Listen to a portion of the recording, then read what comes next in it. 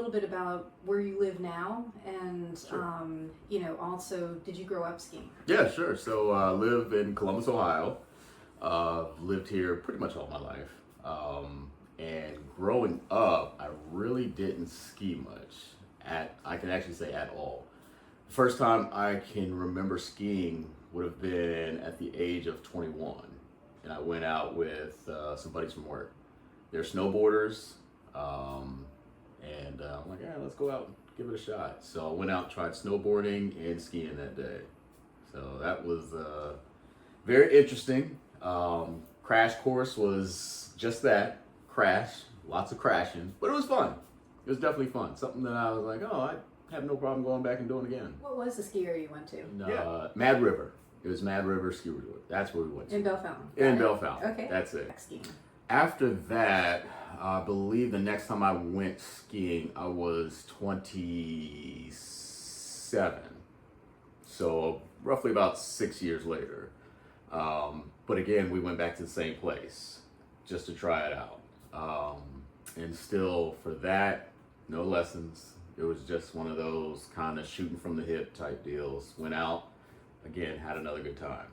And that was with friends? Yeah, with friends as well. So then you get married, have two girls. Yep. How has your skiing adventures been since then? So since then, I'll say they've matured. However, it's still been very stagnant. Since then, we've gone out one other time. It was to Snow Trails, I believe, and that is closer to Mansfield, Ohio. Took myself, my wife, my kids. We all went together. It was a fun time, and with that, we had lessons. That was a big difference. And I'll tell you what, for me, it really, even though it had been, almost 15, 16 years at that point, it had reinforced some things I were doing correctly and some things I were doing incorrectly. But the lessons definitely helped. At the time, I believe my youngest she was 5, and my oldest, that would make her 9. Yes, 5 and 9. So do you think they would go back again? Oh yeah, they've absolutely said they want to go back, and that's been something we've kind of looked into possibly doing even this year. But we were searching. We found a place that we were thinking about going to, but we ended up deciding to go a different route just at the last moment. So why? So it came down to either hot or cold this year.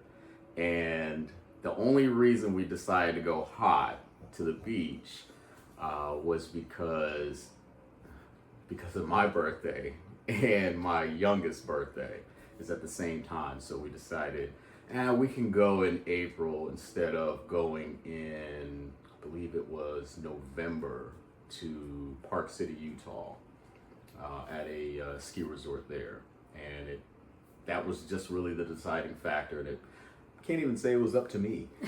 Someone else, kind of voluntold me where we're going. So that's what we're doing. And would that be your wife who might prefer the non-ski? I think you're right. Okay. Yeah. Absolutely. Yeah.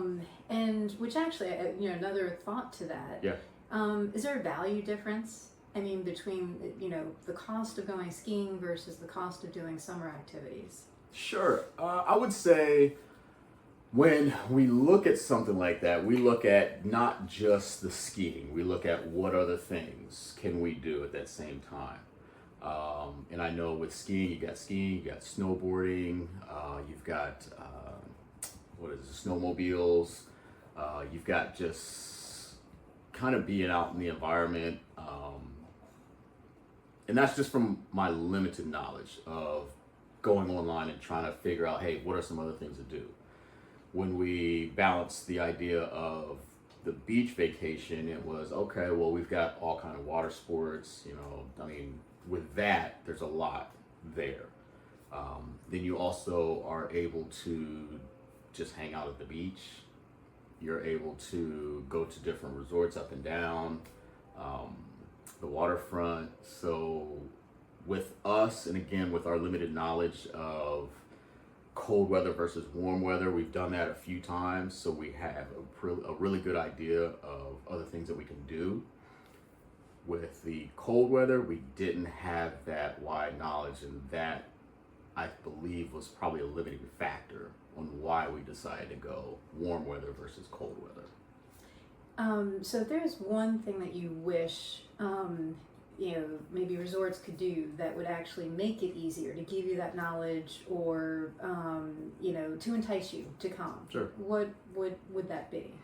I would say for us, it usually starts at an idea.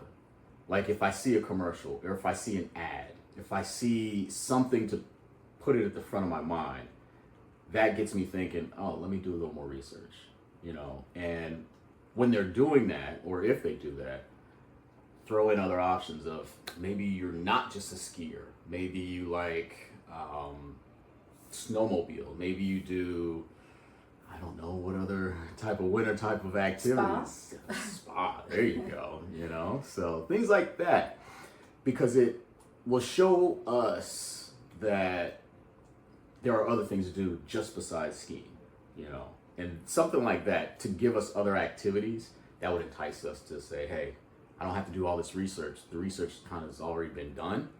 These are some of the things we can do. Would it help to have somebody to talk to at the resorts? Like you could call and talk to, I'll say, like a travel agent that could help you to build a itinerary together? Absolutely. Something like that would definitely help, because again, for us, with our limited knowledge, any type of help would be monumental for us in trying to figure this out. Now, you're a millennial, and generally it's said that you prefer not to talk on the phone.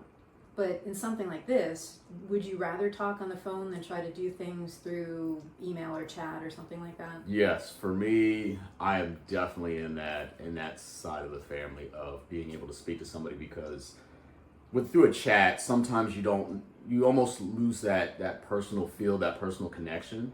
And when I'm able to talk to somebody, I'm really able to express what it is I'm looking for and what my family's looking for.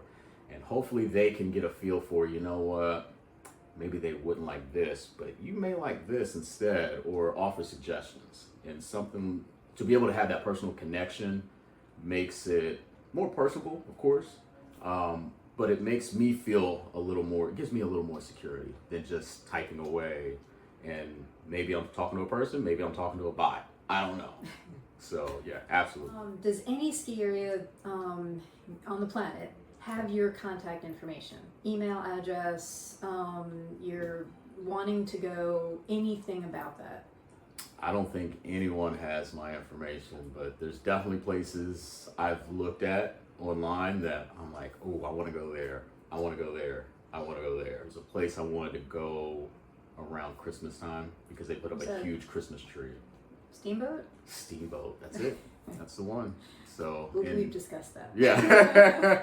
And that's just off of pictures alone. I've seen it, and I absolutely want to take the family there. Yet on the other side, for the girls, you would probably have them start local. Yeah, because I want them to get a feel for it a lot more, because anytime you travel out west, it's going to be definitely more, I wouldn't say necessarily advanced skiing, but you're more advanced than what you would be doing here at some of the smaller hills. But yeah, I would love to get them started out in something like that locally. Hopefully we can make that happen. Yeah, I agree. Thank you, Tim. Thank you. Appreciate it.